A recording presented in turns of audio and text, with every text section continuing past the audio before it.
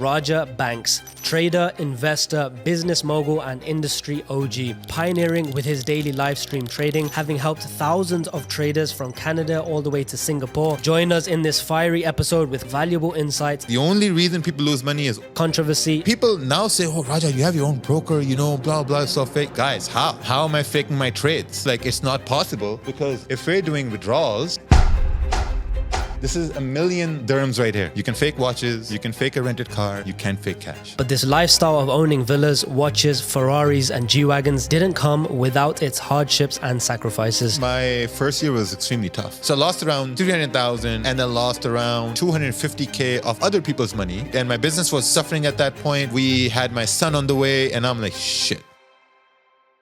Hello, ladies and gentlemen. Welcome back to another episode. Today we are joined by Mr. Raja Banks. Raja, I've been following you for a very, very long time. Not actively, but you're a name in the industry that I think pretty much everyone knows.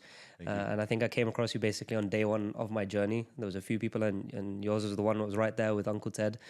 So you're a true veteran of the trading industry. You've been around for as long as it is, especially on social media.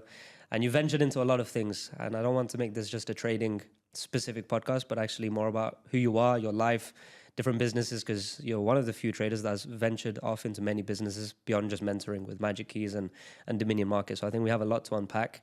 And I know you're a character as well, so I think we're gonna have a fun episode. Yeah. Before our episode, we did the roundtable. I didn't have any understanding of who you are. We'd never met, so I was speaking to Riz, and I'd only seen a few of the clips. And obviously, Riz is making clips that are very controversial. Yes. So I was like, man, Riz, I don't know about this Raja guy. I don't know if we're gonna. He picks and chooses the moment.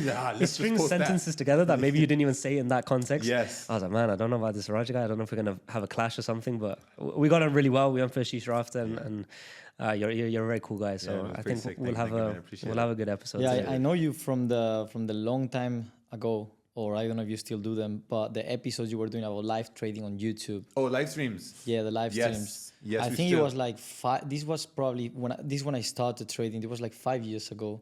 So that's when I think I saw you around on YouTube, and you were already having a lot of people online. So very cool. Very cool When we first started the live streams, it was like nobody watched us. Maybe 10 guys would jump in, then it went to like 50, then 100. Now on NFP days, we get like 6,000 people watching live.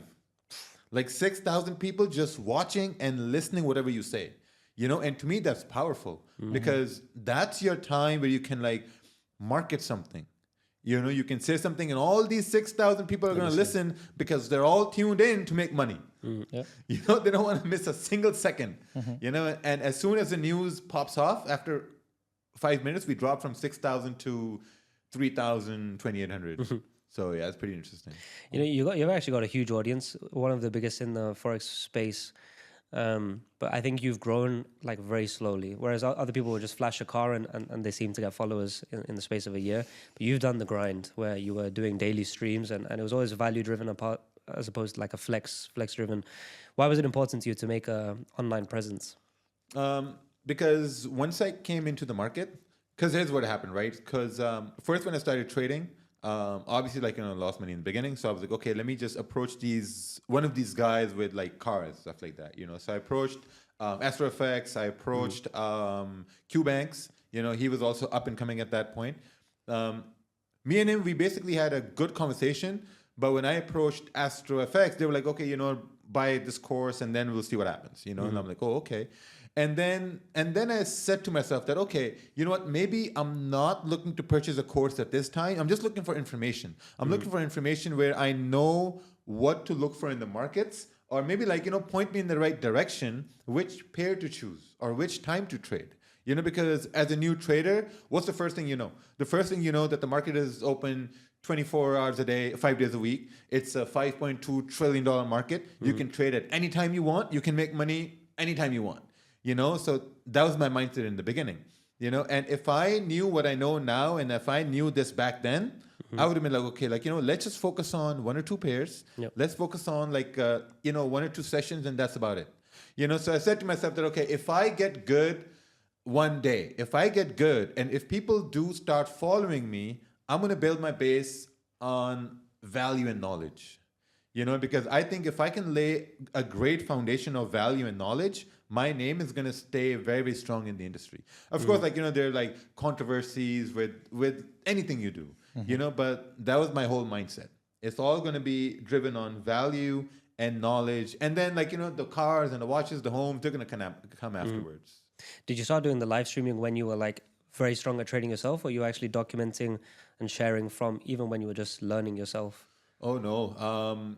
When we started, we had a group, and we used to do private Zoom sessions, with each other. Like, like a As bunch friends. of guys would just hang out in Zoom session during New York session. We trade USD CAD, USD yen, and most of the trades we would win, So it was just an idea that, okay, what if we had a live stream where someone would come on the live stream and they would just like, talk about the charts and trade here and there, and then just end the stream. Just like show off that, hey, we came to the live stream for about 2 hours, won a trade, made money, and we just left. So that was the whole idea. Don't sell anything, just give value. Oh, yeah, exactly. Yeah. So we went from Zoom sessions to live streams, and then there was like, a bunch of our friends would hop on, and like we would just like, talk here and there. So it became like a radio show. Like, like a virtual radio show where you can actually listen in and watch the charts as well. Yeah. Because once the live streams were consistent, now they're not so consistent because like, we moved and stuff like that. So like, so we would get messages of guys that, hey, like, live streams are awesome because we're driving to work, listening in, or like, mothers would message us and say, hey, like, what, like, I'm doing chores in the morning, or like, feeding the kids and stuff like that. So we like hearing the live streams. So that really pushed us to continue doing the live streams. So that was actually pretty interesting. Oh, my bad. No worries. Like the liquidity providers are calling me. No worries. All right. Let's just do this over here. So during the live streams, I get calls all the time too. It's so something normal. It's something normal. Yeah, I mean, we're not a strict podcast, so we'll keep it running. Yeah, exactly. There's a guy called Alex Hormozy. I don't know if you came across him, but his philosophy has basically been the person who makes the most money is the person that delays the ask. Where if you come and give value, but then you ask on the same day, people know your value is not genuine. And his philosophy has basically been give. When it comes time to ask, keep giving. If you can just keep giving for 10 years, you'll be a billionaire.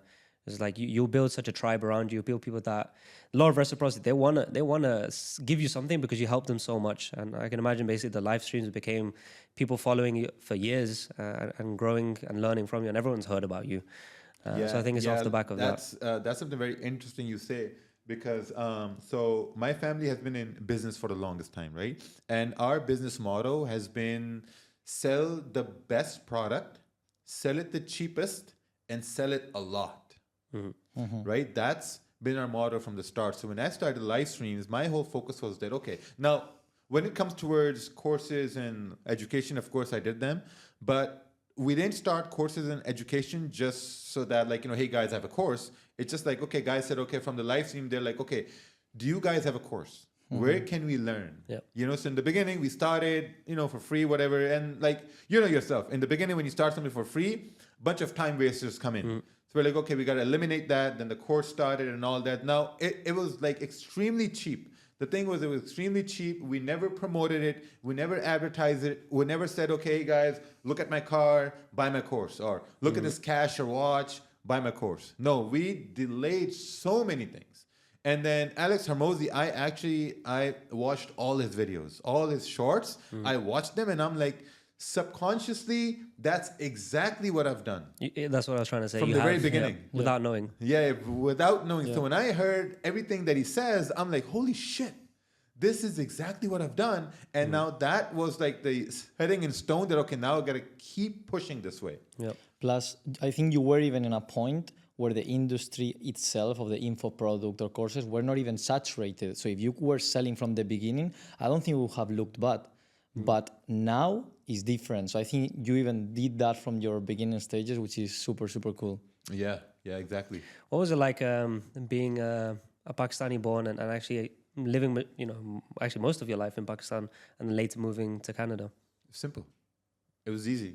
We were very confident from the very start. I had a game plan. I knew that, okay, if I'm going to adjust in this new country, which I've never been to, well, we've been to the States and the UK, maybe when we were like, 12, 13 years old, right? But like moving there once you're 24, 25 in your prime, that's a whole nother story, right? Because you got to learn the system, you got to adjust and all that. And my mindset was, okay, first things first, I got to understand the accent. I have to learn the accent so that I can't be told apart on the phone. Like if I call someone, they won't be able to say, oh, hey, you're from Pakistan, or you're from India, whatever. Yeah. So I'm like, okay, this is what I got to do. I got to talk to a bunch of white people.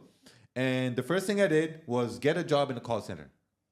To practice. That's the best thing I did. I got a job in a call center. I worked there for about a year and a half. My brother got a job there. My sister got a job there. I got a job there because that was our goal, right? Our goal was, okay, learn the language, learn the accent, because once you have the accent down, once the language flows, smoothly, more opportunities are going to open up. Yep.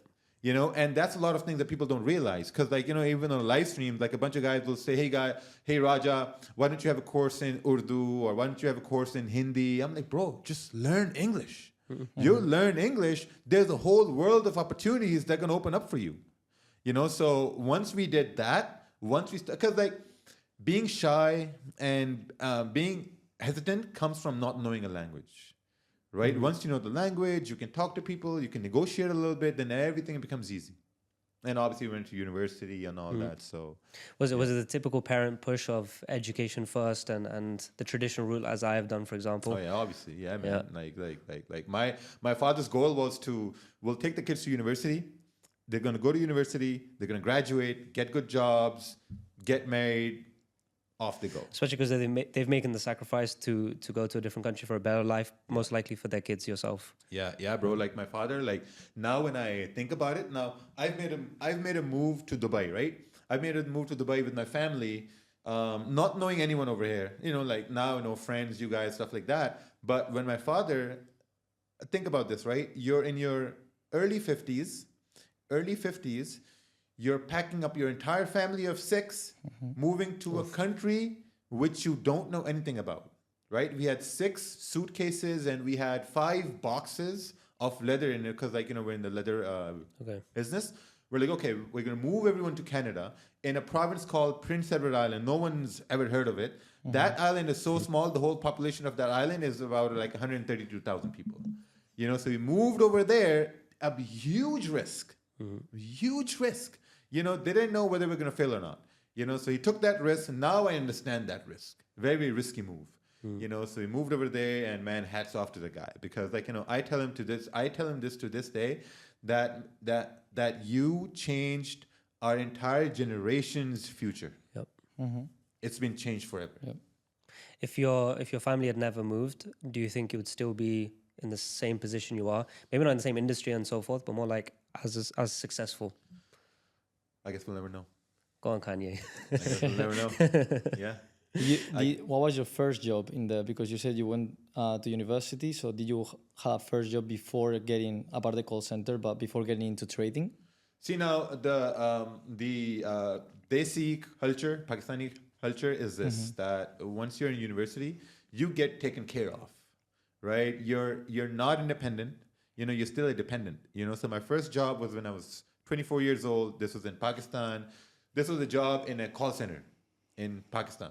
We used to call Canada, right? We used to Google Canadian numbers from yellow books, and we used to call Canada. We used to call small towns and villages, and we used to sell them energy saver equipment online, on the phone. That was my first job. Went to Canada, same thing, call centers. Okay. So my first job was when I was 24, 25. Yeah. So. What is your thought for young guys who don't have a specific path in terms of what business they want to do? What do you think is for example, call center, therefore sales? Do you think that's a very key skill set to have in terms of beginning? I think being in sales is very important because all the skills I know now, they are through sales. Because I had a huge problem with my speech. I couldn't speak the way I speak now. I used to do stutter a lot like that, but now I don't have it now, because I still do a little bit, but not as much as I used to, only because I did door-to-door sales, So when you do door-to-door sales, you're forced in front of somebody that you don't know, you haven't met. You're basically jumping into their life and you're trying to tell them, hey, I'm going to install, let's say, a water filter in your home. Why do you need it? I don't know. You need it. You know, you try to like negotiate, convince them on the spot. It is high pressure sales. Cold sales is very hard because let's say the way you did it with your courses is you'd given value first. You showed you why you're an authority, why you're credible, why they should buy from you. They see your personality. People usually buy from people they like. So that way it's very easy. It's not even you're asking. They're asking you, hey, do you have something to sell? But you go and knock on someone's door. They have no idea who you are. You're not an authority. They don't even know if they want to buy what you're trying to sell them. And you're immediately coming in with an ask. So it's brutal. I'm sure that framed you as a person. Oh, it was crazy, man. Because I remember my first month, I made nothing. Because it was commission only. I made $0. Every day I would go home. My wife would be there. My parents would be there. And my brother and sister would be there. And they would say, okay, did you make a sale today? Nope. No. Every day. Think about it. Every day you leave home at 9 a.m. You come back at 9 p.m. for 1 month straight. No holidays, no sales every day. Second month, I had my first sale. Second month, I think after my first sale happened, I realized that, okay, it's not about doing things now. It's about practicing everything. Because every door we would go to, we would pitch, right? And every door would be a practice pitch. And every pitch would get better after door, after door, after door, after door. Because you start to play back all the conversations you've had and you realize, okay, maybe I should have said this to this person because the wife wasn't home. Okay, who handles the bills? Okay, my wife does. Okay, who makes the money? I make the money. Why does she handle the bills? You know, aren't you supposed to take care of her? Aren't you supposed to make the big decisions in life? You know, so those kind of things. And my second month, I did 10,000. And once I did that second month, I knew that, okay, if I can do this once, I can replicate that over and over and over and over again. So knowing how lucrative sales are, I didn't start with sales. If I knew right now and start again, I will go to sales for the amount of skills you can learn plus the money. Why did you actually got into trading? Because after the second month being 10,000, that's very good money. So what triggered you to? Oh, I just wanted to scale my income. Yeah, because once I came into trading, we were doing. So we had an office, we had agents, we were doing $250,000 a year take home after taxes. So I had a lot of free time because I was one of the managers now. We owned an office. After our sales meeting would end at our sales meeting would be from 9 to 10. And after 10, I had a lot of free time. And I just wanted to scale my income. And I was looking at opportunities, investments, okay, whatever. And then one of our agents, Austin, he came to me one day and he's like, hey, Raja, look, I made this much money over here, $500, blah, blah, blah. I'm like, oh, that's interesting. So that kind of like stayed in my mind, and then I was scrolling through Instagram and I saw some guy, and he was making money on Instagram. I'm like, oh shit, this is the same thing Austin showed me.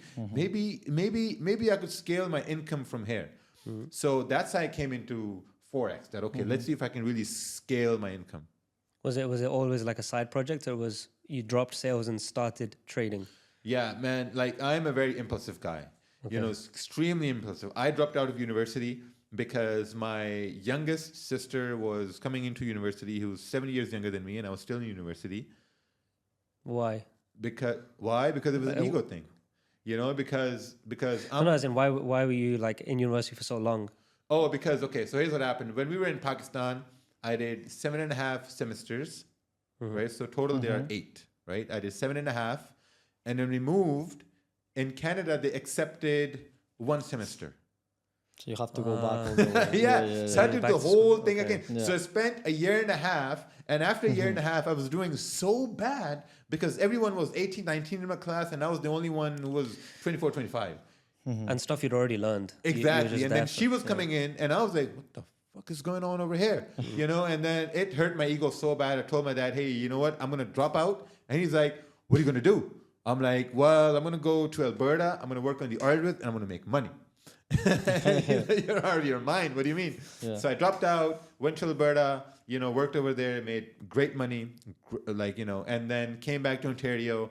And my buddies, not my buddies, guys on Instagram were doing these sale gig. And I'm like, shit, these guys are making more money than me, working half the time. Because on the oil rigs, you're basically working 13 hours a day. It's time for money. Time for money, exactly, right? So I'm like, okay, I'm going to leave the rigs. I'm going to do this. It's more money over here. I'm going to do this. So I jumped over to sales. I did sales. Then I found forex. I'm like, oh shit, I can make more money spending less time. All right, cool. So I'm gonna like, take some time off from my business and then go into trading. So it just like hopped. Extremely impulsive. There's kind of like a ladder of an ideal career progression, which is time for money. So it's what you do. Then it's what you know. So then it becomes more skills. So you don't have to do time for money. You can do the sales, which is as you got better at sales, you didn't have to do more knocking on doors to make more money. You had to be better per door. So then you're leveraging the skill. And then the third step on that ladder is who you are. Okay, now you're Raja Banks. Now you've built a brand, you've built a community. Now you can sell all kinds of things because of not your specific skills, or not because of your time, because of who you are. So I think it's interesting because you know a lot about business, but without studying it, you just do it and you figure it out. Intuitive. It's intuitive. You've intuitively gone through.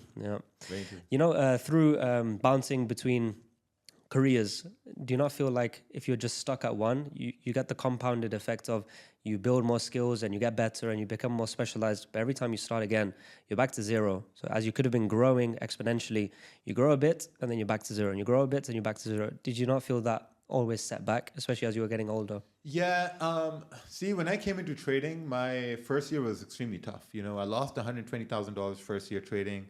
Wow. I deposited $150,000 in Quadriga FX. That would say crypto exchange in Canada. They were heavily regulated. Right. So I told my buddies, hey, man, let's just invest all our money. Well, not all our money, invest some money over here. It's going to, crypto would go up and we'll make money and this and that. So I convinced them to deposit money, deposited money in my account on that Quadriga CX. And that exchange went bust, it went, and it was heavily regulated. So I lost around 300,000 and then lost around 250K of other people's money that we invested there. So that was a blow to me, right? Yeah. And my business was suffering at that point. We had my son on the way, and I'm like, shit, what's going to happen now? And I knew that people around me, they were trading and they were making money. So I was like, okay, if these guys can do it, I'm not different. I can do the same thing. I can make money as well if they're making money. And this goes to my sales days. Like the first month in sales, I made no money, but the agents around me, they were making sales and they were making money. So the same mindset kicked in. If they can do it, I can do that too. Because you're not different. You're not different either, right? We have the same opportunity. We have the same platform. So I got to do it. And I told my wife's like, okay, you know what? Let's just So a point came where I went and bought, these food delivery guys. In Canada, they had something called Skip the Dishes. Okay. Right? I registered to Skip the Dishes. Right? I registered with them. I went and bought the bag. That bag was $150, So I bought the bag. I'm like, okay, you know what? I'm going to do food delivery, right? Oh. And at the same time, I'm going to try to make this money back in trading with discipline, And as I was driving back home, I started thinking that, okay, with this food delivery, I'm going to make at least $500 every 2 weeks. But if I put a one lot on a $5,000 account, I can make $200 with one trade. Trading gold when there's time of volume. And if I can do that with 1 or 2 trades a day, I can risk 1 or 2%. I can make at least maybe $600, $700 a week. So it wouldn't make sense to skip the dishes. So I turned around and I returned the bag and I went home. Okay. I went home and I told my wife this plan. And this is exactly what I told her. I told her that the locomotive, the train that I'm on right now, it's already left the station. And it's running at full speed ahead, and there's no turning back. At that point, I made a decision that, okay, you know what? Either this is going to fail me, or this is just going to destroy us, and we're going to have to pay these guys back over time. So, do you think there was anything from sales that you took into trading? Because being two different things, is there anything that you could take to not start from zero, as Waka was saying? Exactly. So basically what happened was when we started sales, my whole goal was that, okay, I'm going to do sales. And if I can hire agents, I'm going to make more money as a manager. So then I'm going to have to open up an office, just like a hierarchy, right? So it's like being a master in your niche. So this is what I did with trading, that, okay, if I start making money with trading, right? we're going to start to continue these live streams that we were doing, and more people were asking about, like courses and education, that, okay, that's going to be a little bit of small income stream as well.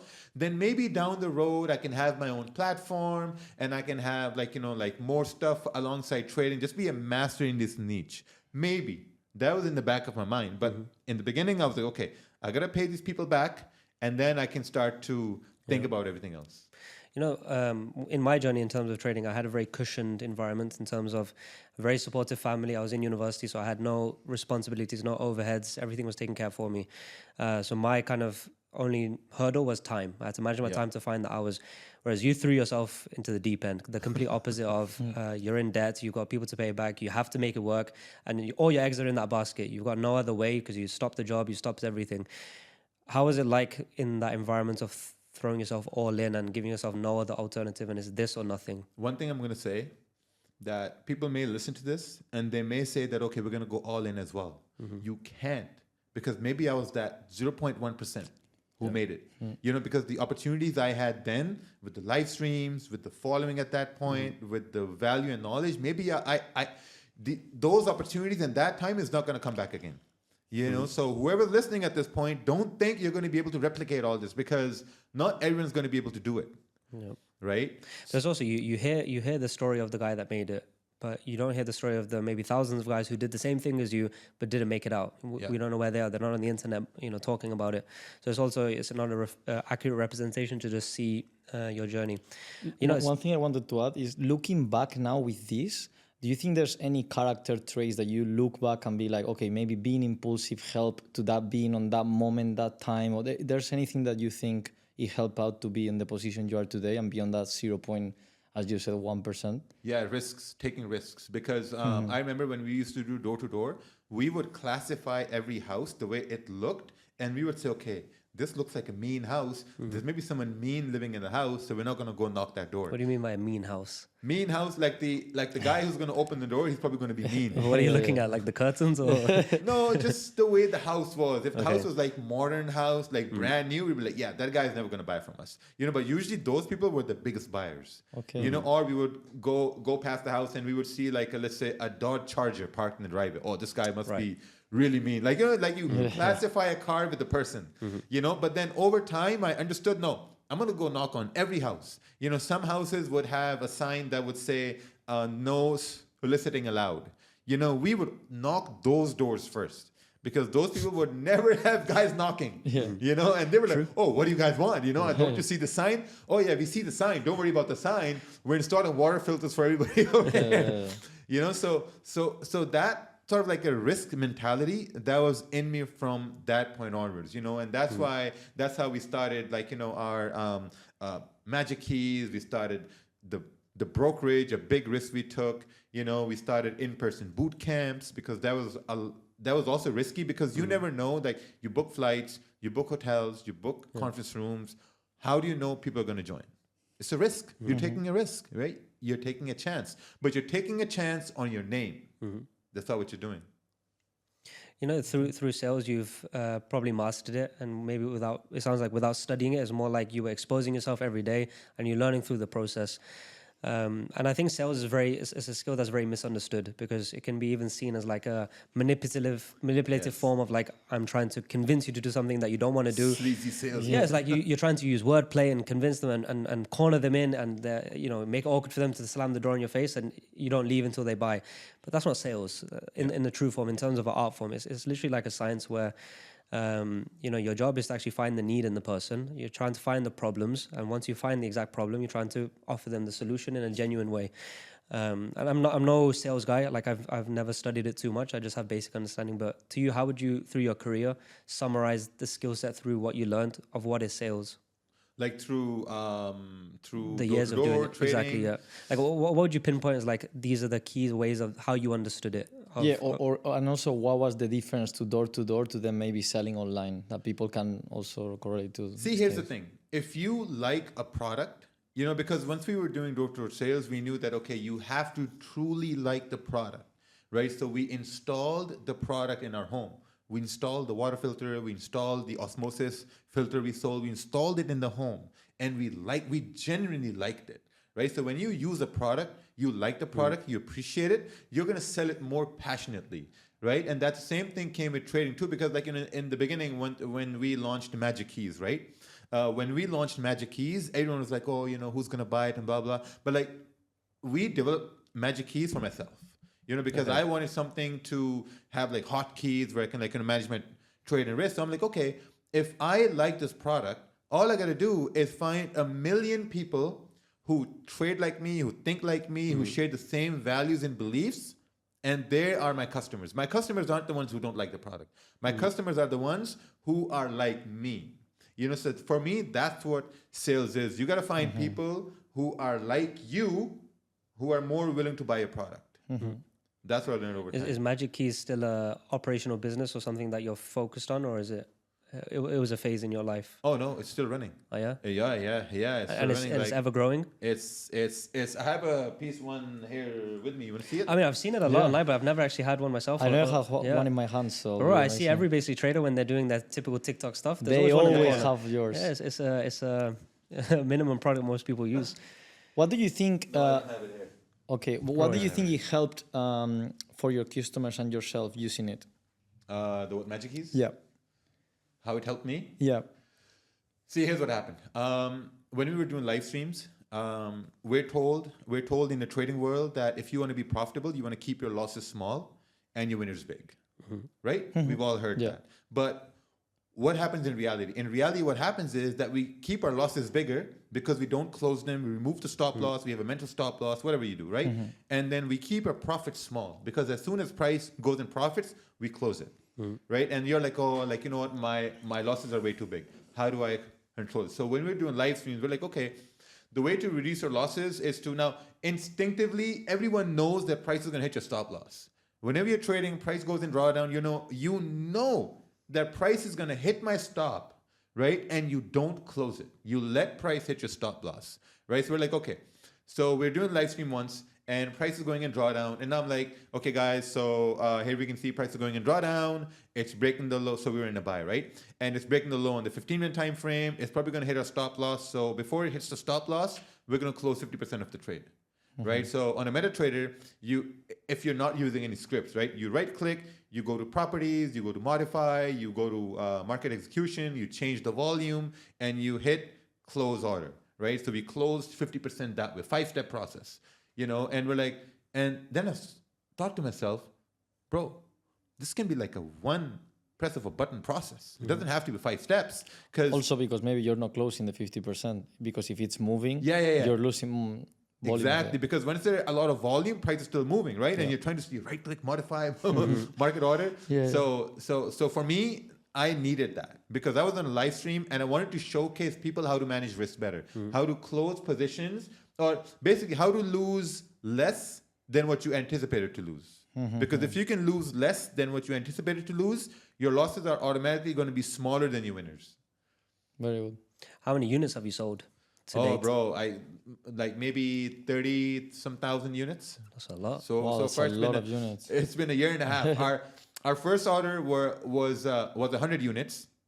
It's like very interesting. Our first order in the beginning, once we launched it, we only launched like a landing page. Like in the beginning, I wanted to launch it as a Kickstarter campaign, but Kickstarter needed, videos and images and big descriptions and all that. I'm like, doesn't have to be that complicated, because I said, okay, I have reach, I have Instagram and all that. All we're going to do is we're going to create a page and then we're just going to say, hey guys, this is a product, go buy it. And first week we got about 40 orders. We didn't have the product. We didn't have any logistics, nothing. All we had were like, okay, 40 people paid for this. We had no inventory, nothing. We had nothing, and then we're like, okay, let's just wait a little bit more, and then if we can't get any inventory, we're just going to refund people. And then after 4 days, our orders went to like 80. We're like, shit, we got to get something sorted, so we found a supplier and we ordered, our first was 100 units, and that 100 came in, sold out. Then we ordered a second time, 150 units. As they were in the air, they got sold out, pre-orders, all pre-orders, right? Then we ordered 100, 150 units. Then we ordered 300 units. Long story short, our recent order was for about 7,500 units.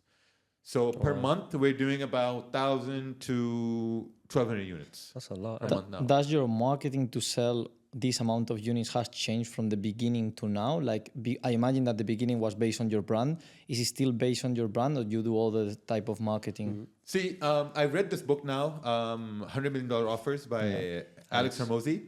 I don't know if he's listening, but I don't know. Hopefully one day. But I was listening to the audiobook, and he said you're create a Grand Slam offer, right? And now when I think about how we created Magic Keys, you know, it was so, like, the product itself was so good that if you got Magic Keys and you tested it out, you're going to tell 5 of your friends about it. You know, and those 5 friends, they will buy it and they'll tell their 5 of their friends about it. So this whole thing grew like a virus. You know, it spread like a virus. The first year and a half, we did no paid advertisement, nothing. You know, it was all organic, all like spread like a virus. You know, even now we sell more organically than we do through paid advertisements.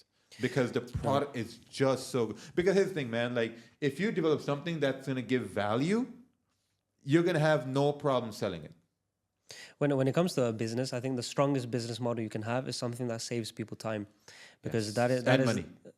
Money, yes, but I think people value the time a little bit more, in terms of people will pay premium for first class or a private jet simply to save time.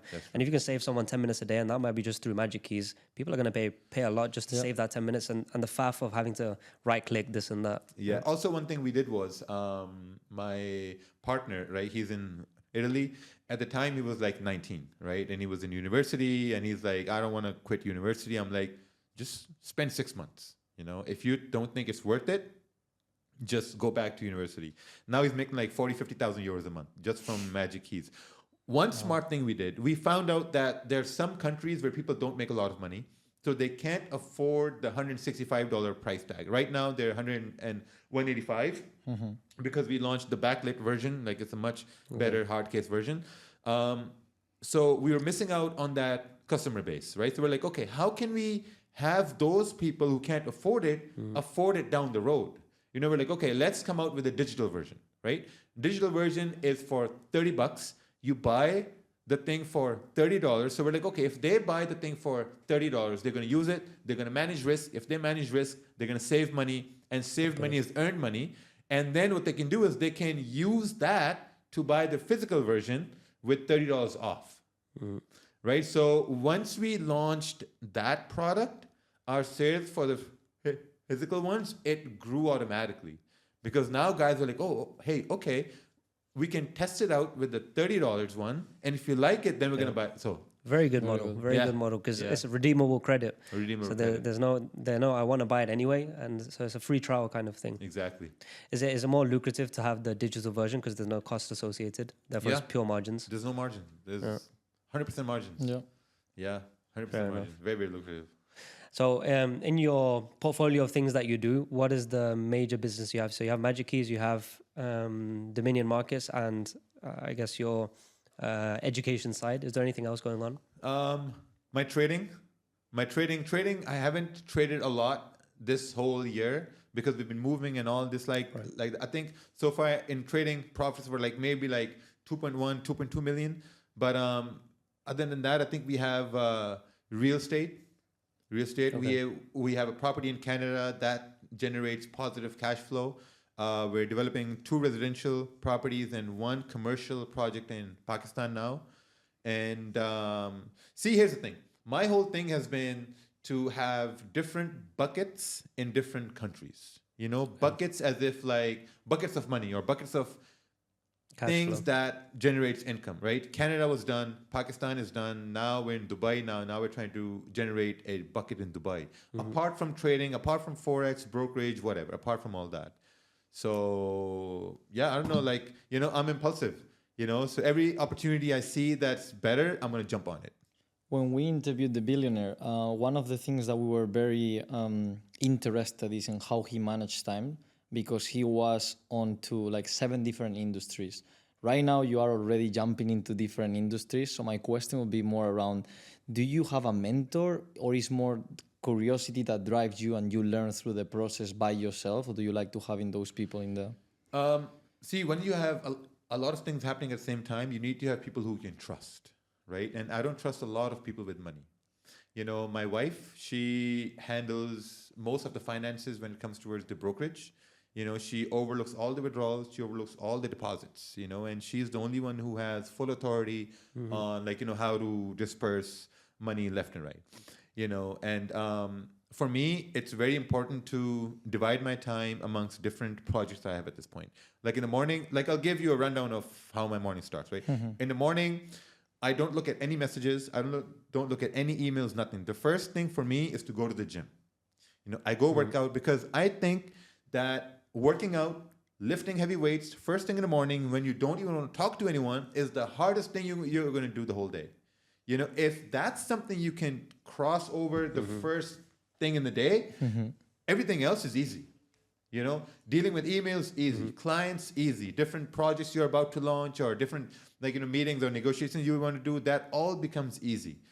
So the first priority are customers, clients, withdrawals, deposits. Got to make sure that everyone has their money okay, the trades are going okay. We check with our liquidity. Is any problem with liquidity? No problem, perfect. Magic Keys is on autopilot now. There's not much we have to do with that because it's a product. The major problem we may have is some client may get a faulty product. We have a team that deals with that. And the rest of the day, I'm just searching to see what else I can do.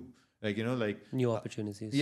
Before we started, you talked about there is opportunity of podcast studios.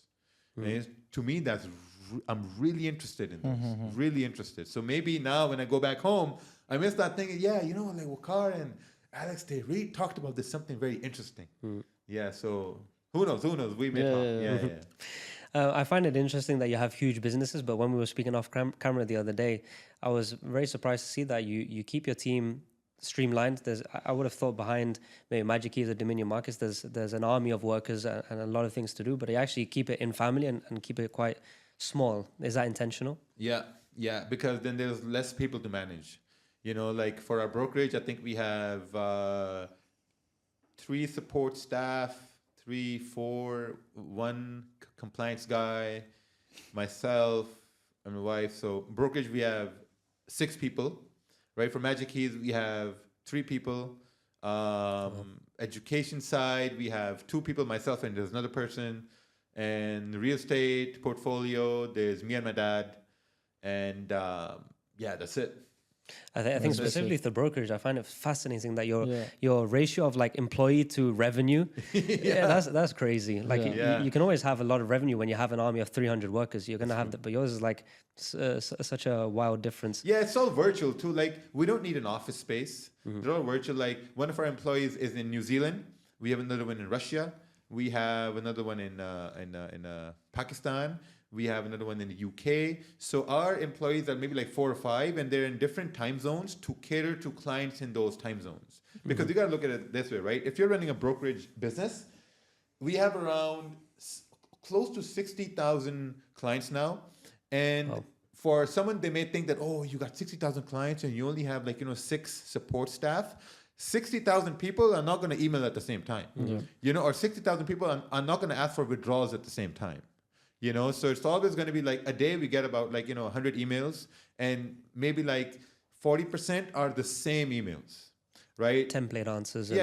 What's the leverage or what's the spread? What's the pip size? And it's we have templated answers. We just copy, paste them. Yeah. Are you planning to use AI for that in the future? I don't know. ChatGPT and all these things. That's the conversation I had with somebody, right? And they're like, do you think the AI will be able to trade like yourself? And I thought about it this way, because over the time, I really streamlined my trading, right? Now, you trade SMC? I only trade GU and EU. GU and EU. Yeah. No, smart money concept. Oh, SMC. I thought it was SBS. SMC, a variation of. A variation of. Whatever that is. Whatever. No, okay. No, that's good though. That's good though, right? Because so my trading has really been streamlined over time. And if I look at how I've streamlined my trading, it's been through, if I take a loss, how could I have managed risk better? Or if I took a win, how could I have really exploited this win with size, right? And this took maybe a year and a half, 2 years, of trading after trading, going over the trade and seeing how this could have been smaller or better. Now, if you look at AI AI would be able to computate all that in a matter of seconds. Right? It's going to take all that data in a matter of seconds. It's going to say, okay, all these different scenarios, we could have done this. If this. If else, this. So I think if something like this can come into play, I think it's going to change so many things. I think it's very hard, but it's not impossible because that's what the big players are doing. They're not doing like physical people trading. It's actually just AIs and stuff. But for me, what I found more beneficial is like understanding. Like I'll take my trades for the last month and then I'll put scenarios on it. For example, if I did exactly the same trades that I always entered, but I took a partial at a 1-to-1 risk to reward, and I always did that, how would my P&L look at the end of the month? If I let everything run and took full volume only at a 1 to 10, what would my P&L look like? Because yes, the winner would be a lot bigger, but you'd have a lot of break-evens where you capitalize nothing. So I like to do these hypothetical scenarios, which maybe an AI could do. But what about AI in your businesses? For example, we recently, our other partner, Wiley, he's just developed basically an arbitrage between different softwares to have a full integrated off the back of ChatGPT, all of our DMs and emails. The problem with ChatGPT, you can answer any email. I say, I have a business like this is my issue. The client is asking this question, like answer prompts, it like this. You give it prompts, it gives you the perfect reply. But you have to give it the context. So now if you link ChatGPT to a Dominion market, it's not going to know who that business is, what the customer problem is, and it's not going to understand your business. So we kind of created like a business understanding. What is WWA? What kind of the customer experience is? What packages we have? X, Y, Z. And then it's built off ChatGPT. So whenever somebody asks a question, it's through ChatGPT, but it knows our business. So the response is always personalized of what we would reply. So we automated that full thing. And it's not even like we needed a tech team. It's just leveraging things that are out there right now. And it has a back office where it's also machine learning, where you can see the replies it's done, and then you can correct certain things if you don't like. So also in 6 months, it will have perfect replies. At the beginning, the first 1-2 months, it's going to sleep here and there. But after, I was asking also this question because of that. My customer support is probably going to say, you really can. You really can. Yeah, I was asking you this because right now you have, let's say, 6 people. We'll need one handler for ChatGPT. Especially for typical questions like your leverage of your broker, the this and this of your broker. You're not going to need 3 people. You're going to need 1 maybe to check 6 months and then... Sorry for this, but it was just... No, but it's always like, okay, ChatGPT and AI is going to remove jobs, yes, but it's not going to remove people like that are out of need. It's just going to push everyone up the ladder of skill, where now you maybe don't need to be a very high-level Photoshop guy because now you can just type in prompts and the Photoshop is going to do it for you. Bro, you've seen those things like on Reels and TikTok where they have this Photoshop AI, they expand the canvas. That's what I'm referring to, things. Yeah, it's crazy. So now the AI is taking out the low-level Fiverr Upwork editor. But now that guy is forced to be, okay, how can I build on top of this? So it pushes, I think, society in a nice way where you're not replying mindlessly to what is leverage every day. Now you're managing the customer experience, and it's going to push your workers into a better direction. Yeah, that's true, because I think that's going to remove those mindless tasks. Yes. Right? So... Why did you start the broker? I'm curious, because with the magic keys is because there was we could see a problem. Did you see a problem on the broker space, or what was your initial thoughts? So I was trading with IC markets in Canada. Then Canada changed their regulations, so IC markets had to leave Canada. Then I was trading with Vantage FX, and then Canada changed their regulations again, Vantage FX, because they weren't regulated in Canada. And I was looking at my statements. I paid $70,000 in commissions. Wow. To Vantage FX 1 full year. What was the price per lot or commission? $7. Oh, so you're playing big lots to have that kind of commission, Yeah. So, and people now say, oh, Raja, you have your own broker, blah, blah, so fake.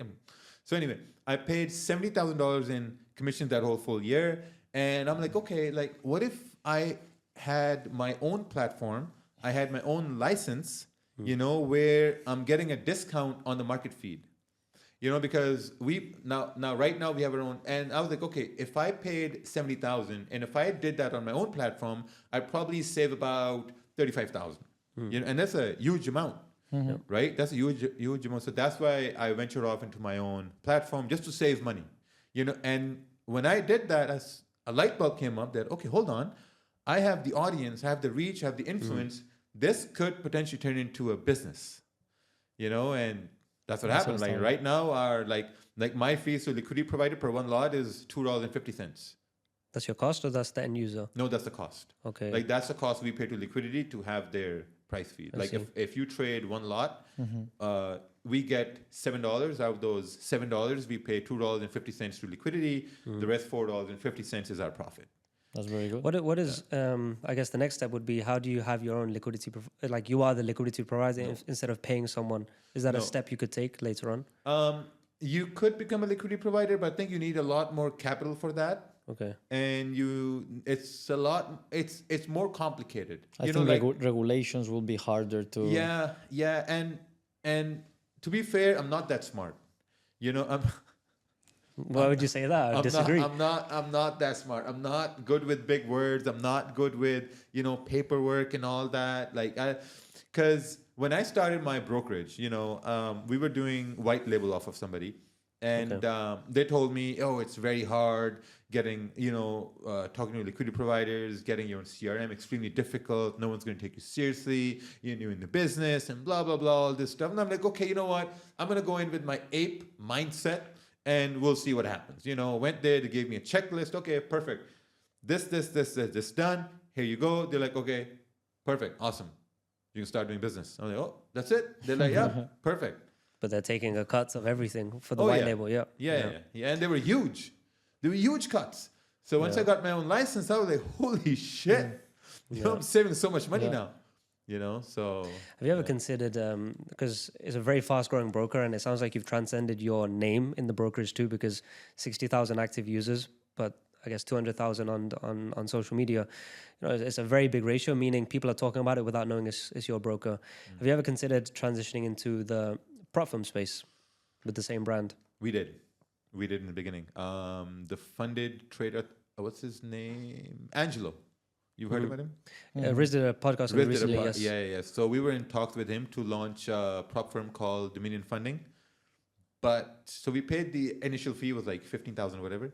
And halfway through, I realized that it's going to be a lot more work from my side. Because then we'll have to, kind of like categorize their clients on the back end, and I'll have to form a new team and allocate more time. Of course, it was more money, but at the end of the day, a point comes where you have to decide that do you value time or do you value that extra money? Because what we're making now, it pays for a lot of things and more. So I chose to shut that project down because I value time more. Because I have 2 kids now, I have the wife now, so I wanted to be that family-orientated businessman. I didn't want to say, oh, no, dad's always working. He's always on the computer, always on the phone. I don't want to be like that. So we just shut that down. We're like, okay, it's not my time. But also, another reason why I didn't pursue that Dominion Funding, the domain was bought, emails were made, everything was up and up. We were 2 weeks away. Now, if let's say one person or a group does not get their payouts, who are they going to blame? Dominion Markets. If one person's account gets canceled because they traded news, who are they going to blame? Dominion Markets. Not Dominion Funding, Dominion Markets. Yeah. So you thought it would be a clash with your brand. Yeah, exactly. So I didn't want to. Another thing Alex almost says, we keep referencing him, but I like him as an anchor. He's a very knowledgeable man. Yeah. Is that the difference? He's super young too. Yeah, very young and very successful. He's a legend. For us, 29, man.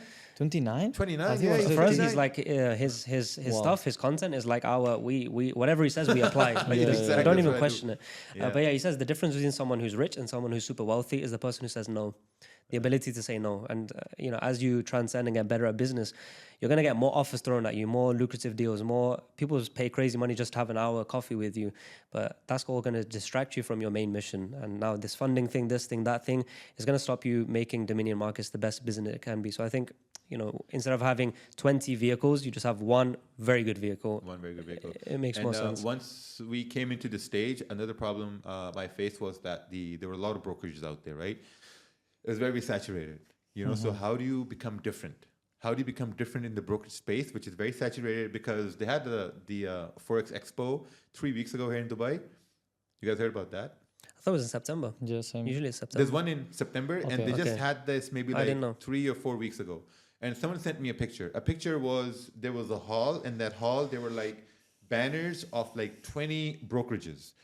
all those brokerages, they had a few things in common: the best spreads, the best commissions, the sign up bonus and credit and all this, like the same things. And I'm thinking that, okay, if I'm going to launch this platform, how am I going to be different?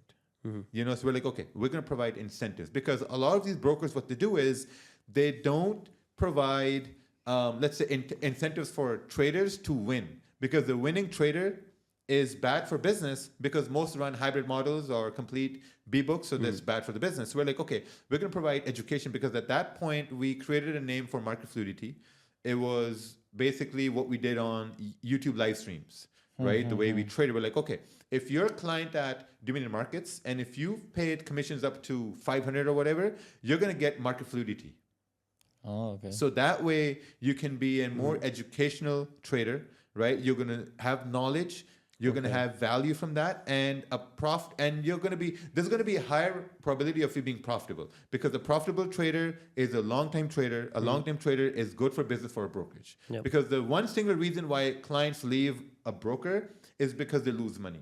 And when they lose money, they blame the broker. They don't blame themselves, obviously, right? Yeah. We're like, okay, we got education, and we're going to leverage with magic keys. That if you get your commissions up to 165 or 85, whatever, you're going to get magic keys, the physical one. Now we give the digital one, because things change or whatever. But that's how we incentivize clients, that, hey guys, come to us. We're going to give you education and a way for you to manage risk, because we want to keep you on the platform. For brokers, they always have, and again, for us too, we've had so many brokers messaging us, hey, let's do a collaboration, whatever. We always said no. And the only reason we said no is because, at least I have a limited view on it, but it's always come with a lot of hate. Like, oh, you're just a broker guy, whatever. Yes, and they throw you in a box and diminish all the hard work you've done. And you've been developing your name, your brand, your reputation for years through value, and then pivoting into the broker thing. Did that come with negativity? And why does it even have negativity, the broker space? Yeah, I mean, once I launched that, I think it's all problem with, because here's the thing. Once you have a social media image, it's a revolving door of followers, right? New people come in and they see your content and they say, oh, this guy owns his own broker. So maybe everything is fake. Maybe everything that he's doing over here, it's all fake, And I'm like, okay, once we launched the brokerage, we had to deposit some amount in liquidity. It was about 400 some thousand. Right, because if all the withdrawals deposits come in, we have to match that in liquidity, because all orders have to go in liquidity, right? For people to actually take trades, So once we launched our platform, it was all good, but then I started to scale up my lot sizes, and then the hate started to come in slowly. The hate was like, oh, he has his own broker, he's faking his trades and this and that, and I'm like, guys, how am I faking my trades? It's not possible. Because if we're doing withdrawals, right, you can fake trades, right? You can fake cash. You can fake trades, but you can't fake withdrawals. Yeah, I'm going to sell this right now. You want to do it? Yeah. We'll do a change. Withdrawals. Oh, that's why.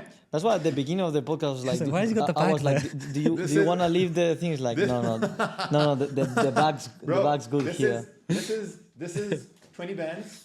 This is 1 million dirhams right here. There we go. You can fake watches. You can fake a rented car. You can't fake cash. So this is what I tell guys.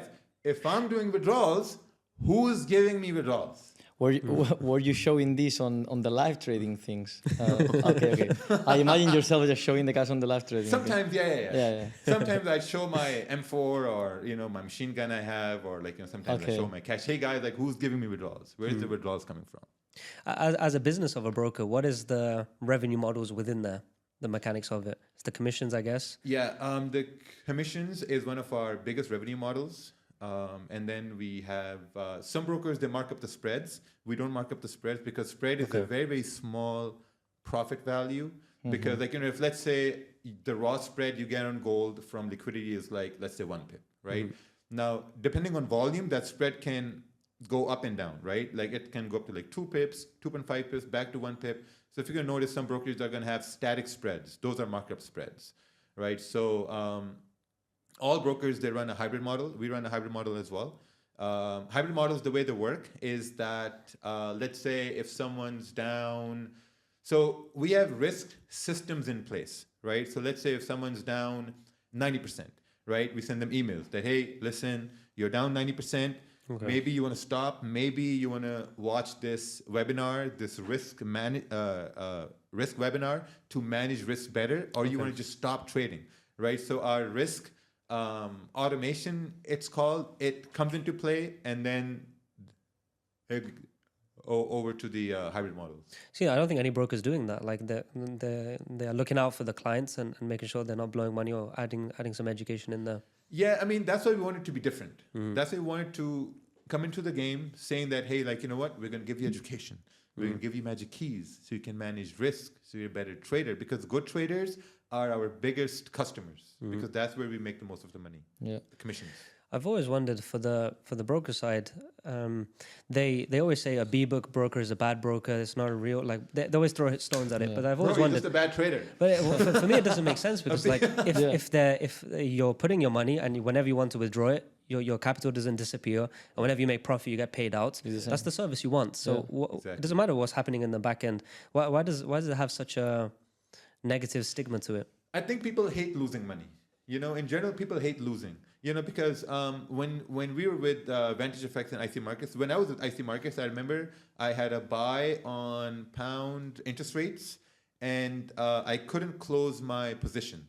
You know, which generally means that you are being B-booked because you can't close your position, or they're having some problem. You're having some problems with liquidity, right? And to me, it was like, okay, if I'm going to lose, let me lose on my own. You know, because when people say, okay, like, you know, B-booking is bad or whatever, just be knowledgeable and don't lose. Why does a B-book need a liquidity provider if they're not actually executing trades? Oh, no, I meant that maybe they had a liquidity issue, right? Because once so they're forced to, okay. Yeah, exactly, right? So that's why it doesn't really matter if you're on a completely B-booked or you're on a hybrid model. There's no complete A-book. There's one hybrid model and there's completely B-book model, right? Okay. So it doesn't matter. You just have to be a profitable trader. If you can get your money in deposits, and if you can get your withdrawals out, you're golden, right? And also, if you can get your trades executed without delay, you're still good to go. Okay. Yeah, I was gonna think that like if you have a secure broker and you are a good trader, you're going to get paid anyways. Because there's going to be liquidity there for like the other 80% of people that are losing or whatever is the number exactly. It's the stones they throw on everything, like the funded space and also the brokers. It's like, but you got to look at the market. The market is the winners get paid by the losers. Like there's no money created in forex. It's winners to losers. Yeah. And same from funded things. It's like the losers of the challenges, they pay out the winners.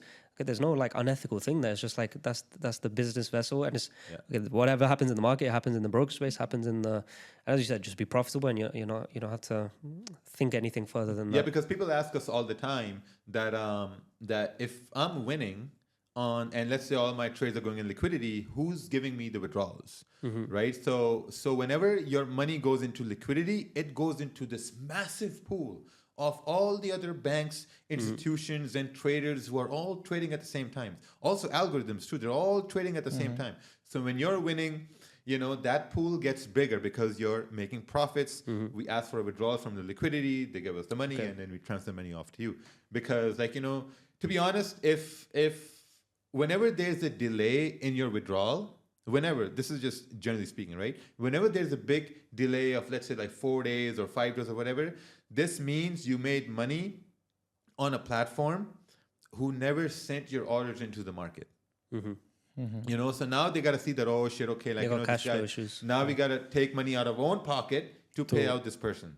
You know, but if you get your withdrawals on time, the same day, in terms of crypto or bank wires in like 2-3 days, it's perfect. So for your broker, does all of the payouts handled by the liquidity provider, or do you need a buffer of something to speed up the payment process whilst you get money in from the liquidity provider? So the reason why our investment was about for 20K was because we needed some sort of a buffer. You know, whenever let's say you deposit $1,000, right? So from liquidity we get 100-to-1 leverage across all instruments, gold, indices, pound, yen, whatever. 100-to-1 leverage, that's what we get from liquidity. So if you deposit 10,000, we got to match that with 20,000. right? In order for you to execute trades. Now, some platforms offer 500 to 1 leverage, 1,000 to 1 leverage. Some guys ask us that, okay, why do you offer 500 to 1 leverage on currencies and only 100 to 1 on gold and indices? The only reason is because a lot of people, what we've seen from our perspective, a lot of clients lose money on gold and US 30, right? Because they move a lot. Okay. So we're like, okay, we're going to give you the exact leverage that we get from liquidity so that you don't lose money. We had a client email us that's saying, hey man, like, I was in a drawdown on gold and it wouldn't let me add positions, more positions. I'm like, why? Why do you want to add more positions, man? Yeah. What's the benefit for yourself as the business owner? I mean, for having a hybrid model over a complete B book? Because we've seen a lot of people, they're profitable on our platform. Okay. So if you have a lot of profitable people, you're gonna run out of business. You're going to get shut down. And that's why there are terms like, oh, we hammered the brokerage, or we're the broker killers and stuff like that, because those are complete B-book operations. Because if you're making and also, bro, we do live streams, right? I do live streams. Like in April, I took 3 trades. And all those 3 trades were on live streams. They were all news trades. Well, that could be a conflict of interest if you were just booking, because you're helping people make. So if I have all my clients on live streams and they're trading with me news and they're making money, and if they all book, who's going to pay them? Me. No. I don't want to pay them. That's not good. So that's why we run a massive hybrid model where everyone's on A. Only guys who get to 90% losses, the risk manager just... Oh, so you start off at A and then they get put down to B. I thought it'd be after they all start at B. No. Someone who's performing good. Okay, he's got a 3 month, 6 month track record of doing well. Let's take a bet on him and put him in A book. But it's the other way around. No, because we do live streams, man. Like we do live streams. Like if I'm live, I want to make money on a live streams, right? And I can think that majority of our clients, they're watching the live streams. They want to see the same trades. We're teaching them how to manage risk. So it's not good business to have everyone on our risk when they make money. We want all their risk with the banks and the institutions. We don't want anything to do with that. When it comes to Magic Keys and Dominion Markets, to establish businesses outside from, let's say, your own trading and also the education side, what are you doing to grow them as businesses in terms of moving forward? Magic Keys, we're really optimizing it more. We're going to go into more paid sponsorships and advertisements. We have a huge affiliates network of affiliates now. Our top affiliates makes about $7,000 a month at this point. Yeah, man, it's crazy. But and what is the character of someone who's affiliates? Is someone who's like a YouTuber or YouTubers? Okay, YouTubers. Because here's the thing: either you can have individual traders as affiliates, or you can have influencers who other traders look up to. So we targeted the influencers. Right.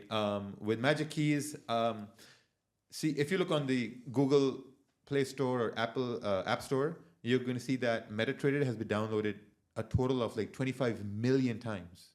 That's our client base. Right. We've sold 30-some thousand units. We haven't even crossed 100,000 yet. So there's a long way to go. Long way to go. I have a buddy of mine. He's one of the top Amazon sellers in Southeast Asia. And he's like, man, you're doing baby numbers with Magic Keys. Yeah. With the amount of reach you can get, you're doing baby numbers. So we're going to get him on board, and we're going to see how we can completely overhaul our our website and all that stuff that goes into selling a product. Another thing very important in business, and I'm sure you know, is the business runs more off not new customers, but it's the lifetime value of a customer, because it's easier to sell to someone who's already bought from you. They trust you, they were satisfied, they'll more likely buy again, but there's always cost of acquisition of a new customer. What are you doing to increase your lifetime value and repeat customer, repeat purchases, specifically in Magic Keys, because it's kind of like a one-time solution? Yeah, we're more focused on providing more webinars now. From time to time, we have these giveaways, these webinar giveaways that, hey, if you're using Magic Keys, here's a risk management webinar. It's me teaching on a whiteboard to show them how to manage risk based on candles, how to manage risk based on market structure, because that's very important. Because a lot of guys, what they do is they get Magic Keys and they just start off by, okay, I'm going to close half because I felt like it. No, there has to be a reason why you're closing half. and that's what you see from the charts, from the candles, from the way price is moving, from a lot of variables in the market. So it's important for you to understand market structure to know how to 100% drive the true value of Magic Keys. There's the story of the light bulb, where it was the filament light bulb, not the LEDs, and they improved it every year to the point where they would not fuse. They would just last for 10 years, 15 years. And the light bulb companies realized, well, if our light bulbs work forever, no one's buying them anymore. So they purposely made the lifetime shorter so that it would break, and then they would buy more. And the reason to say that is when you sell hardware, which you are, Magic Keys, and it's a really good product and it's a good solution, no one needs to buy it ever again. So you kind of not an optimized business in that way. And the business that I've seen switched is Aura Ring. And it's like the fitness tracking ring. So it tracks your sleep, it tracks your workouts, whatever, your heart rate, and gives you an app and with the data on there. But I've had it for like 3-4 years, and I never need to buy one again because I don't have it on me or looking when I sleep. But it's like if it's a good product, I don't need to buy it every year. Like I might not need to buy it again for 10 years. But I've seen Whoop and Oura-Ring, they've switched now. So so even Whoop, for example, they'll give you the free band or a very cheap band, but they'll put you on a subscription model. The app only comes, you have to pay, like say, $10 a month. But now they've changed it from a one-time purchase to as long as the analogy in trading is as long as you're using Magic Keys, you're paying a monthly fee. Have you ever considered doing like a model like that where you're not selling the hardware, you're selling the usage? And someone might be trading for 10 years and keep paying something as opposed to they paid you $100 once. See, I don't know. So far, with respect to growing Magic Keys, like I get your point, right? Like over time, it's going to plateau because you want to engage the older customers as well. Mm-hmm. Now we've launched the third version. Third version is a backlit version, kind of like what Apple does, right? Like every year they come out with a slight adjustment. They're like, premium new iPhone, know? So we're trying to get some more things into it. Maybe like, having a digital display or something like that. But we haven't really thought about having a subscription-based, because having it in a subscription-based, we don't want, here's the thing, right? We don't want people to have this burden to pay a cost to have value in, like, with like trading or Magic Keys we have. Like, to me, it doesn't sit right with me. Fair enough. The reason I mentioned it was more, and we could talk off camera, I do have some ideas of like, if you're solving a problem, which you are, you're making someone's trading easier, faster, and for the value proposition of Alex Holmoser, you've got the major pillars covered. And the idea being that if now I'm not jumping, I wanted to close here, but because I had to press some buttons, price moved and I lost out on a few pips. But now with a single button, you're executing your decision faster. So therefore, you're inevitably saving money. So the person is going to realize the more I use this tool, the more I'm saving money. And therefore, I'm happy to give a portion of that to a monthly fee. If a subscription comes, guys, this guy. you gotta go get it. Wakar needs a commission. Wakar's getting a commission. The idea being That's a good idea. is accessibility, because now the guy, let's say in Pakistan, who can't afford the price tag, you say, hey, it's free, use it. But if you keep liking using it, just keep paying the monthly fee. So now you don't have this $150 price tag that maybe not every trader can afford, but it's like, it's free. But it's just a monthly thing. Digital. You can cancel whenever you want, kind of thing. Yeah, but the digital one is so cheap. It's like $30. Right. That's fair enough. It's $30. What's going to be like? It would make sense if the digital version was for like $60, $70. Then we would say, okay, like, pay like $5 a month or like $10 a month. It's $30.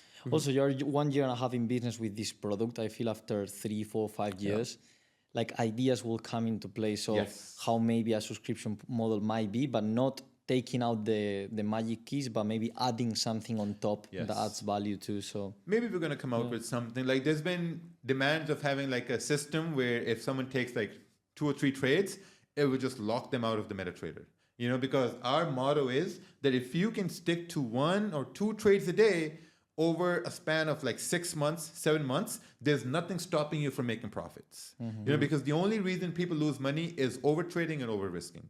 And that's what we see every day. Like, we run the platform, we see all clients, and we, like, the only reason people lose money is over trading and over risking.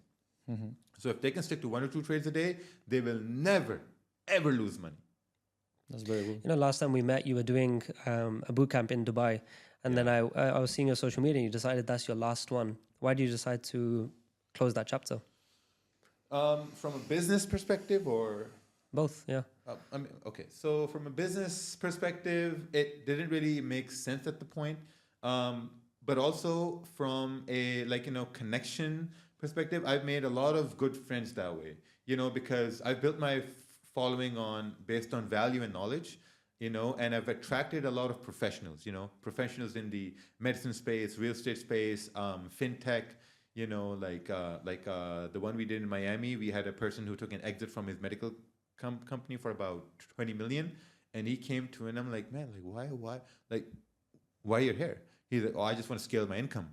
We had we had a multi millionaire in our previous Dubai boot camp from Bulgaria. I'm good friends now with them, and they also do the same thing. We want to scale our income, so I may want to lose out on those future connections. But the biggest reason was because there was a lot of traveling. Our boot camps were extremely cheap. I think we would bring in about like 45,000 per boot camp, but take home would be like 6,000, 7,000. So why not keep it online? Why did you want to do it in person? Then you have to hire a venue and everything. Why not do it online? Yeah. Well, now we're going to do it online much more. You transition to online now. Yeah. I see. Yeah, now we're transitioning to a mastermind, but that mastermind is going to be much more than just a boot camp. It's going to be more for advanced traders, investors. Also, we're going to go over all the accounts I've built, the big trades I've had. It's going to go over how I built my social media, how I leverage my social media to build my companies, what strategies I use. So it's going to be like a full-on, workshop mastermind. I think that's going to be much better than just trying to teach you how to take a buy or how to take a sell. Yeah, I was going to ask you, what was your vision in the next years? Because you said you want to be family business, like a balanced thing, which makes a lot of sense. And I think the brokerage, I don't know if you can add any more value into it because you're already adding sufficient value to your customers. The magic keys is going to be more like a yearly thing where you design the product and then you do like a yearly drop. Yeah. So that means that your vision is going to come through more this project. Yeah. So basically, in terms of brokerage, we just applied for a license here in the UAE. To grow the brokerage business, you want to invest money in more regulations, right? So we're looking at regulation with Chile's now. We filed the reports with them. We're looking at Cyprus. Cyprus is much more expensive, so we just got to wait a few months for that. So to grow the brokerage business, we need to invest in regulations. We need to invest in licenses. That's how it's going to grow. When it gets to education, I want to move away from education. I want to move more into these masterminds where I can connect with business owners, investors, and people who are playing at like a higher play field. Trading wise, I enjoy trading, but not as much as I did maybe like 4 years ago. Okay. Because now I'm more occupied in my businesses. Like I haven't traded much at all. I think by the end of this year, I'm probably going to just stop trading altogether and just focus on the businesses now. How much have you made in your trading career from the markets itself? Couldn't tell you. I think maybe like, let's say close to 20 million, in the last 6 years, 7 years. And in apart from the markets, just in business in general, where is that sitting at now? Well, our companies now, if I would take an exit now, our companies are valued at about $50-60 million at this point. Oh, yeah. Yeah, that's because you got to look at the revenue model of the brokerage, right? Like in January, the brokerage had its biggest month. We did almost like $1 million. Wow. January was different. Our average monthly is like 300 to 350K. January was different because I think January is a month where people come in with new year, new me, or like a new me, new start, or they get their money from the Christmas or whatever, and that's how we do it. I don't know what happened in January, right? So you got to look at the income a business brings. You got to look at, then let's say you got Magic Keys, you got the education aspect, you got the live streams. Live streams is the prime time channel. All my businesses I've built have been through the live streams. Right. Because you got to look at it this way. Like all these people, they want to learn forex. It's a very niche market, and if you can get a whole crowd and tell them buy Magic Keys, they're gonna go buy Magic Keys. Go trade on this platform, they're gonna go trade on this platform. So right now we're just riding the wave where it basically takes us at this point. If you stop trading, let's say by the end of the year, will you still run these live webinars, even though you say openly, look, I've stopped trading, but this is going to be just paper trading or whatever, or you will even stop? Yeah, I'm still going to trade on the live streams. Okay. Like, I really enjoy the live streams. I think the live streams grew because of my very casual attitude. Yeah, you know, like I'm not so like professional. Okay, you're a very likable guy. You're a normal guy. Yeah, you like we well. roast people a lot on live streams too. Like if someone asks like a stupid question, I'm like, bro, there are stupid questions. Then you ask a stupid question. Like we got a question once. So when does a 30-minute candle close? Just look at the time, man. What do you mean when a 30-minute candle you have the timer in there? Yeah, just look at the time. When it's 8:30, 30-minute candle closes, right? Yeah. So I think having that attitude, it brought people back to say, okay, let's see what he's going to say today, or what he's going to roast, or what someone's going to ask, you know. So I think playing that character in the live streams, it really expanded the user base and the interactions, engagement, and all that. So now that we've talked about kind of the money you've made in your career and the kind of monthly income, it's very easy for people to say, oh, that's amazing, whatever, and the upside. But what did you have to sacrifice to make that amount of money? I had to sacrifice a few friendships, trusts I had, and some people had to sacrifice that.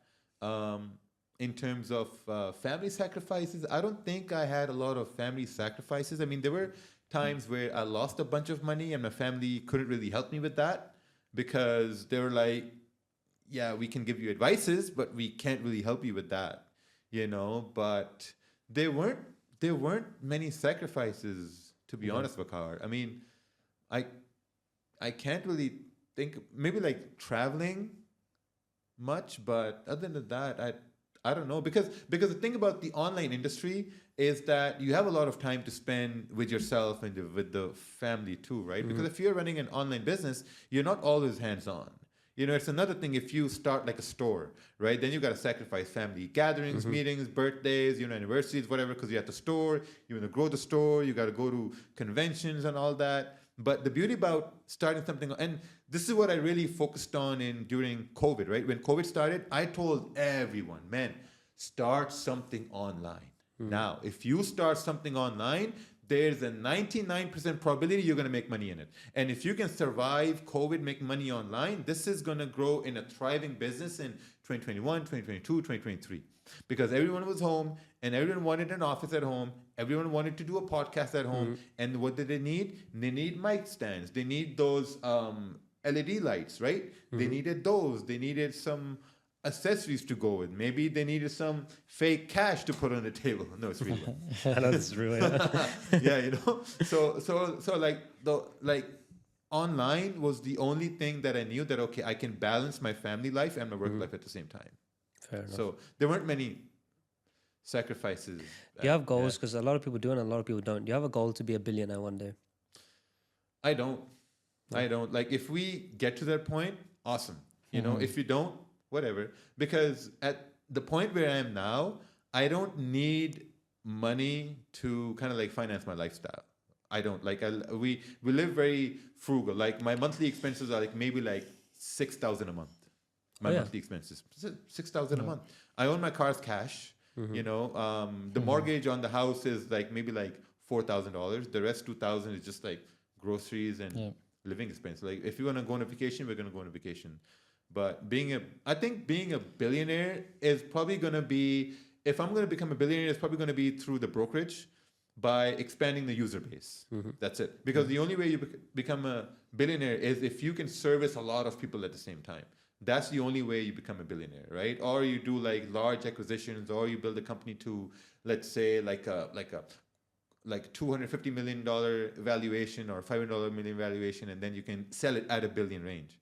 Right, but so if money is no longer the primary driver as maybe it once was, what keeps you up every morning, going to the gym, hustling and pushing forward in a very active way? You're not passive in anything you do.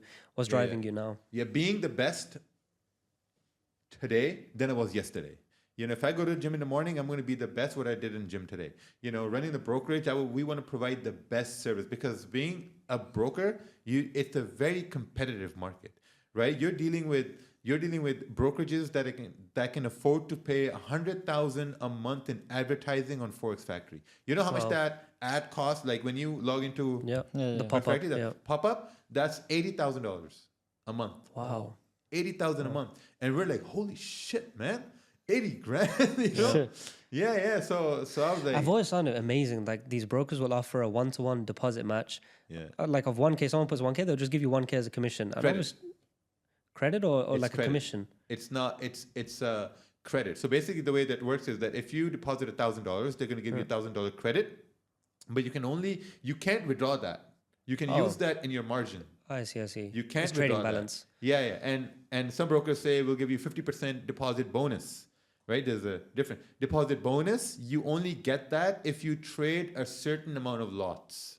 Mm-hmm. So the commission that the broker is going to make from the lots you traded, it has to match that 50% deposit. Then they're going to give you that. So basically, they're going to give you your commission back. So they're like very clever ways of wording things. Very cheeky ways. I didn't know that. Yeah. So with the broker, is your long-term goal to kind of it's just a healthy business, is bringing cash flow, and as any business should. We're going to be the best. Or is it more like you're more considering a long-term exit? So the cash flow is not your main concern. It's about the valuation of the stock. Yeah, probably in like 5 years, probably in 5 years, we can get an exit. Maybe someone can buy us out. Mm-hmm. Awesome. Because at the end of the day, it's all about selling data at this point. Mm-hmm. It's all about that, right? If you have a big client base and you have all that data, that has some value, right? Yep. So, I mean, like, if that time comes, because for right now, I really enjoy running the brokerage. I enjoy running the brokerage. I enjoy running, Magic Keys. I enjoy the live streams.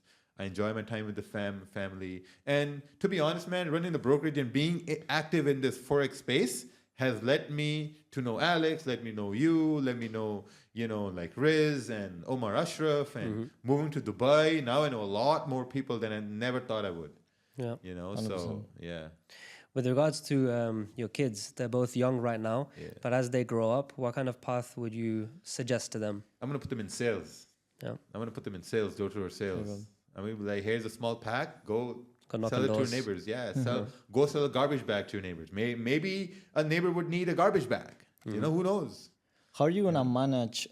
Because, for example, you come from a background. I don't know if your family had money or not, but you were an immigrant to Canada. Yeah. So how are you gonna manage with your kids that they're gonna be raised in a family with money? How are you gonna manage that situation with them? We don't give them everything.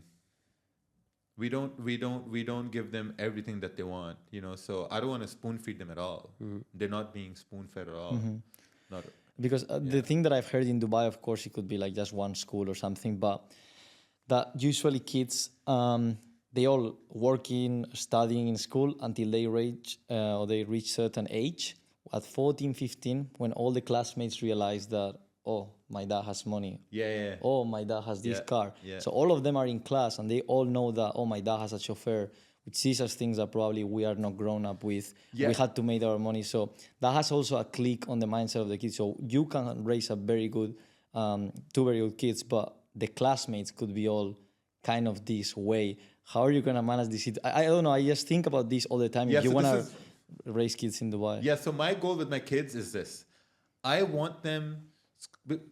Okay, so the world is moving really fast, right? Technology is evolving at a rapid pace, which means that the barrier to entry and making money is decreasing month by month now.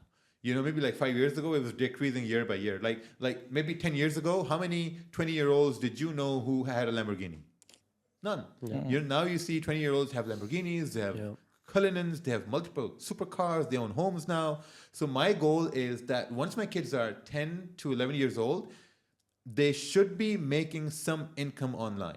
Mm-hmm. Something, anything online. Because as a parent now, and obviously some parents are watching right now, our biggest fear is that once we pass away, we don't want our kids to be dependent on anyone. We want them to be independently making money. So my goal is to have them making money as soon as possible. Because once they get the taste of them making their own money, it never stops. Mm-hmm. Once you make your own money, you're like, okay, I want this more. Where can I get more of this? Right? So that's my goal. Once they're like 10 or 12, I want them to be able to make their own money. That they won't have to rely on me for money. So they won't have to say, oh, my dad's got money. They'll say, oh, I make my own money. Yep. So that's what I'm aiming towards. To answer that, so I don't like to tell people to get into trading if they're not even involved. The reason being is it's actually very hard. The odds are against you, and you have to sacrifice a lot to get anywhere, and a lot of time and effort. Whereas you could put your same time and effort into sales, and there's a guarantee you will make money because you know that you're knocking enough doors, you will get that sale. But you could place enough trades and still make no money. So it's not an easy industry to be in. So me, I think the best is these days online brand, and that's something you mentioned. Use your phone. Having an online personal brand, I think, is the most powerful thing, and hats off to you. You did that, and it's birthed your empires that you have. I think right now the time is AI. If people, I don't have any coding experience or anything like that, but looking back, if I had the skill set of being able to program code, you can create anything. And right now there's something like 1,000 new AI apps off ChatGPT launching a month, and they're all big businesses. And the third one is sales, definitely sales. Yeah, it's crazy how things are moving, man. Like I think about, okay, you can be a programmer, but now it can be done automatically. What are you gonna do? It's crazy. The other day I was trying to make a spreadsheet for like a risk management tool just for myself, and I don't know how to use Excel at all. So I was watching YouTube videos, whatever. I thought, let me just talk to ChatGPT. So I asked it, I want to make an Excel spreadsheet. This is my goal. This is what I want it to look like, whatever. And then literally told me, in cell A1, type this. In cell B1, type this. Copy paste. Next thing you know, I have a crazy automated spreadsheet. And I was showing it to the guys. They're like, how the hell did you do that? I didn't. I just copy pasted. It's crazy. 10 minutes. Yeah. It's nuts the way the world is moving, man. And I don't know, like, here's the thing. My kids, they're always on their, iPads and phones. I think they will catch up to technology way faster than I would. Yep. You see 2-year-olds that are fully opening up the YouTube app, typing in a video and watching, turning the volume up. And like, how? My 2-year-old, he's super sharp now with the phones. But Plus, the power of a brand is like back in the days, we used to watch TV for watching a series when you're young. The kids don't want to watch TV anymore. They rather watch their content creator doing something and this and that. The thing is, we don't realize that, but kids see that. Have you noticed that the play button has like a certain icon, right? Mm-hmm. The play button has a certain icon. The stop button has a certain icon. Continue has a certain icon. Resume has a certain icon. My kids can't read. Oh, but they notice the symbols, yeah. Yeah, they know the symbols. They say, okay, this symbol means I can resume. This symbol means stop. This symbol means play. And I see them doing this. My 2-year-old can spot the YouTube icon in a sea of apps on my phone. Right. And he's going to know, okay, that icon means I can watch cartoons or Rainbow Friends or means like a play. It's like a play button. Exactly. So that's what I'm realizing now. Like the power of branding, the power of having all these logos and stuff is much more important than the power of having text and captions and reading. Excellent. I think we'll wrap it up here. It's been a nice episode. We could go on and on, but I think we will. We're gonna go for food now, so we'll keep talking. But yeah, it's been a lot of fun, Raja. Thank you for the opportunity, especially because we're a new channel, and you didn't really have to give us your time, but you've been very gracious and given us the opportunity. And also, I always enjoy spending time with you. You're a fun guy to be around. Yeah, appreciate it. You bring a bag of cash, and you didn't expect this at all. Didn't expect it. Thank you very much for your time. I also want to give a shout out to Riz, man. He's facilitated all of this for us to meet Umar, yourself, and other people, and even the podcast is down to him. He was really behind the scenes, encouraging of. He could have seen it as a competition of like, so he's like, guys, start a podcast. I'll teach you how. He's helping a lot behind the scenes. Yeah. Incredible guy, and to be able to connect with people like yourself through him, he's a G. So yeah, shout out Riz as well. Awesome, bro. Raja, thank you very much for your time. Thank you very much for your time. Thanks, guys. Appreciate it. Let's do it. Can I take this home, bro? Yeah, sure.